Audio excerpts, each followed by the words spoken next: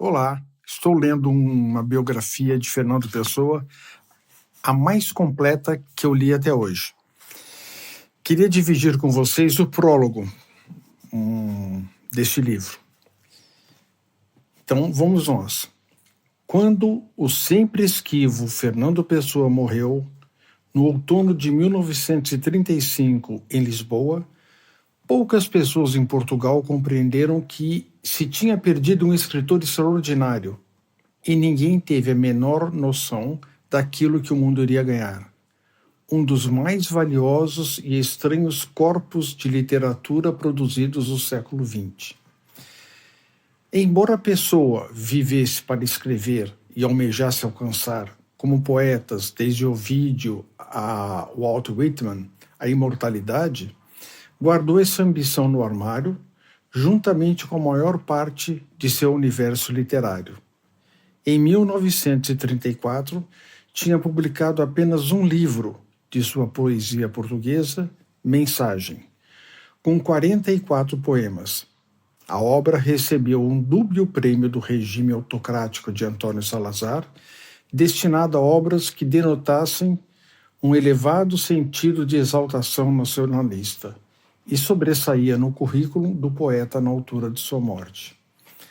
Alguns admiradores de Pessoa, outros poetas, sobretudo, ficaram perplexos com a publicação da Mensagem, cuja visão mística da história e do destino de Portugal parecia surgir de nenhures. Tinha publicado em revistas outros tipos muito diferentes de poemas, e mais da metade deles estava assinada por um dos 3 alter egos que haviam aparecido em 1914, imediatamente antes da eclosão da Primeira Guerra Mundial.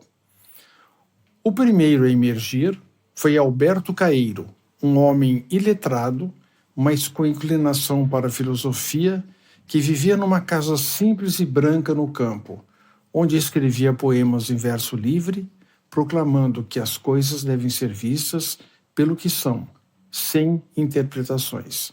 Ricardo Reis, médico e classicista fervoroso, compunha odes de inspiração horaciana em que recomendava a aceitação estoica daquilo que os deuses nos dessem. Um terceiro feixe de força e sentimento assumiu a forma de Álvaro de Campos, elegante engenheiro naval que viajava pelo mundo, se deixava encantar tão facilmente por rapazes como por mulheres, aspirava a viver até o limite e assinava poemas desenfreados que davam vazão às sensações exaltadas, mas traíam, simultaneamente, a consciência melancólica de que a vida, por mais intensamente que fosse vivida, nunca seria suficiente. Campos, o mais desassossegado dos 3 alter egos, não podia ser contido na seção de poesia de revistas e jornais. Em entrevistas, artigos, manifestos e cartas ao diretor, fazia comentários políticos e culturais com um brio cáustico e retirava especial prazer quando contrariava as opiniões logicamente expostas por Fernando Pessoa, à custa de quem se divertia por causa da mania de julgar que as coisas se provam. Apesar de ter uma personalidade assertiva, Campos reconhecia com deferência que Alberto Caeiro, o poeta sublimemente sereno da natureza, era seu mestre. E o mesmo fazia Fernando Pessoa, que inventou o trio prodigioso, providenciando a cada um uma biografia, psicologia individualizada, pontos de vistas políticos e religiosos e um estilo literário distintivo. Demasiado diferentes dele para serem considerados simples pseudônimos, como se apenas tivessem sido mudados os nomes, Pessoa chamou-lhes heterônimos, e numa tábua bibliográfica de obras suas publicadas em 1928, explicou a distinção conceitual. A obra pseudônima é do autor em sua pessoa, salvo no nome que assina. A heterônima é do autor fora de sua pessoa, é de uma individualidade completa, fabricada por ele, como seriam os dizeres de qualquer personagem de qualquer drama seu. Salvo os amigos escritores, poucos foram os que se deram conta da extraordinária diversidade da poesia de Pessoa publicada em português, a maior parte da qual aparecer em revistas literárias com pequena tiragem.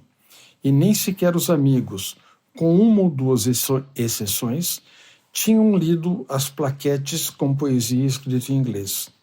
Pessoa, que nasceu em Lisboa em 1888, mas que passara 9 anos de sua infância e recebera grande parte de sua formação escolar na cidade sul-africana de Durban, governada pelos britânicos, tinha no início a aspiração de ser um poeta inglês, e em seus 35 Sonnets e Antinoos, a Poem, ambos publicados em 1918, obtiveram uma recensão favorável no Times Literary Supplement.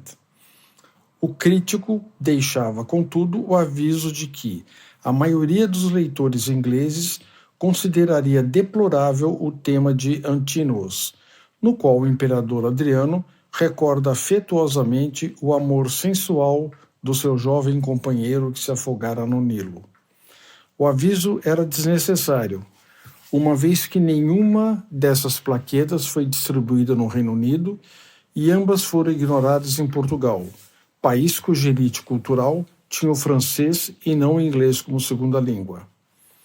Pessoa foi também um autor ocasional de crítica literária e de artigos de opinião sobre questões políticas e sociais.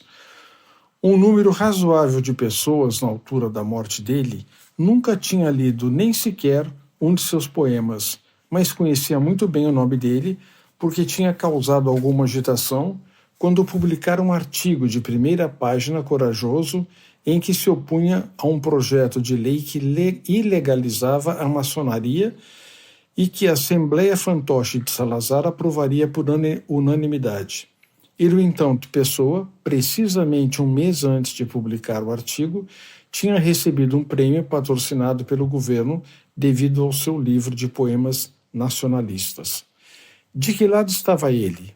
Ninguém parecia saber ao certo. Mesmo entre os amigos que habitualmente encontrava nos cafés lisboetas, Pessoa, um solteirão declarado, era um mistério. Adorava falar sobre literatura, filosofia, política e religião, mas em matéria da vida pessoal não era expansivo.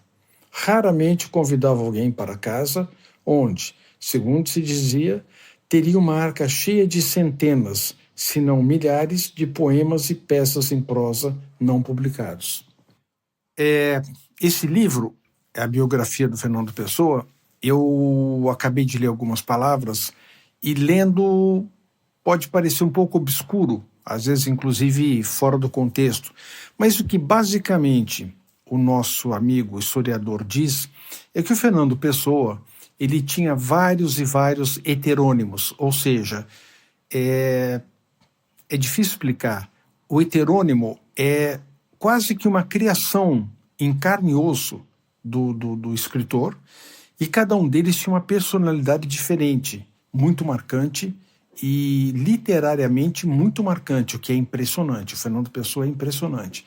E o Fernando, ele levava uma vida de bastante intensidade social, nos cafés, com os amigos, mas era muito reservado. A vida dele era bastante reclusa. Para frente no livro vai se ver o Fernando morando ou com a família ou em quartinhos, a palavra é essa mesmo, quartinhos, e curiosamente ele tomava banho gelado, mesmo nos invernos, porque ele dizia que fazia bem à saúde. E lá ele escrevia e guardava num baú milhares de páginas de pensamentos que aos poucos foram sendo descobertos e publicados. Esse livro avança pela história do Fernando, é um livro bastante denso, ele tem 700 páginas, até a morte dele no Hospital de São Luís dos Franceses, em Lisboa, onde ele padece de um mal, provavelmente uma cirrose ou alguma coisa no fígado, no pâncreas, talvez fruto da bebida, que ele bebia bastante, fumava bastante, e se encerra aí uma vida prematura, talvez do maior escritor, um dos maiores escritores da língua portuguesa, Fernando Pessoa.